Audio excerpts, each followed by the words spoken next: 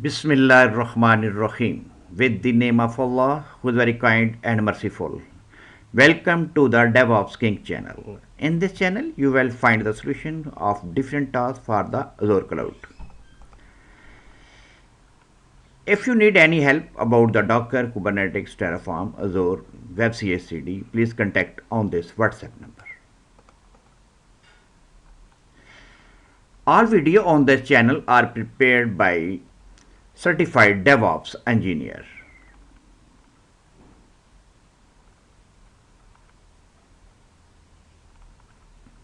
In order to search this channel on the YouTube, please search for the word DevOps King. You will find the channel DevOps King. Please click the subscribe button so that you can get the notification about the latest upload on the channel. Today in lecture 4, Azure DevOps CICD for MSSQLServerDeployment. We shall finish this series for the CICD for MSSQL. In this series, we have covered like the migration of the database to the object, and after that manual deployment, and after that finally CICD for the MSSQL database. Today we shall cover its last part, CD section for the MSSQL server database. In the DevOps section, click on the release section. After that, you will find select the new release pipeline, and third one, click the empty job. When you click on this job, you will find the interface like the next one, this one. In this interface, click on this rectangle for the Azure database DevOps CICD. Select the where database dev CICD as shown. Give the name of the CI for which you want to CD, and here we shall select the CI for the CD section. As we have explained the CI in the previous lecture, so you will select the CI for the CD section, because after the successful build of the CI, our CD section will triggered.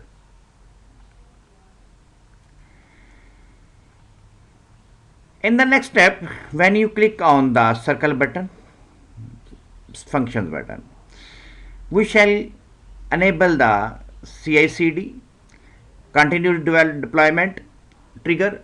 By enabling this radio button, we shall achieve the functionality when our CI complete, our CD triggered automatically, and moreover we shall include the seed for the branch. The branch is dev branch. After completing this, we shall get the next interface like this one. In this section, in the agent section, we shall select the build agent. There are two types of build agent. One is customized build agent and other is Azure Cloud build agent. After selecting the build agent, we shall move to the next sections. In the next section, by selecting the deployment using the DACPAC file for the database, we shall provide the 7 parameter as I have mentioned in this. By clicking the plus button, we shall get from the available tasks, add the task, because these steps have been explained many times in my previous videos. First of all, we shall click on the plus button. After that, we search for the SQL database deploy in the pipeline.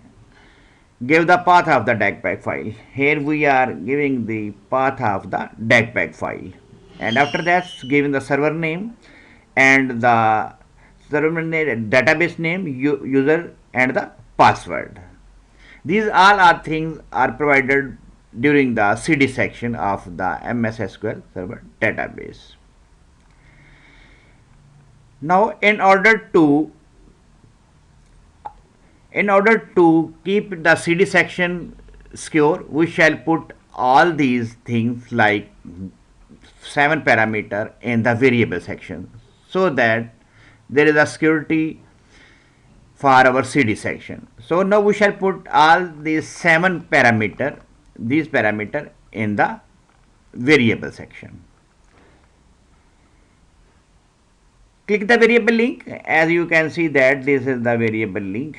Click the variable link, path of the DACPAC file, server name, database name, username, password. Click the lock icon to lock this variable. No one except admin can change this value. So in this case, when we click on the variable, we are DACPAC file path. This is the DACPAC file path. After that, the server name. This is the server name. Display database name, user and password. These all are parameters that we have placed it in the variable section for the security point of view.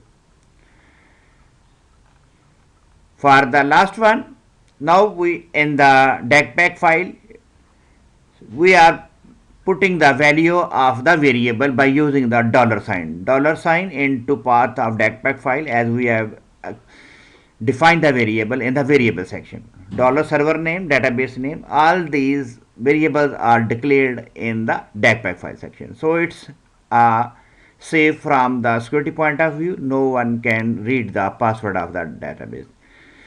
Thank you for watching the solution prepared by Senior DevOps Certified Engineer.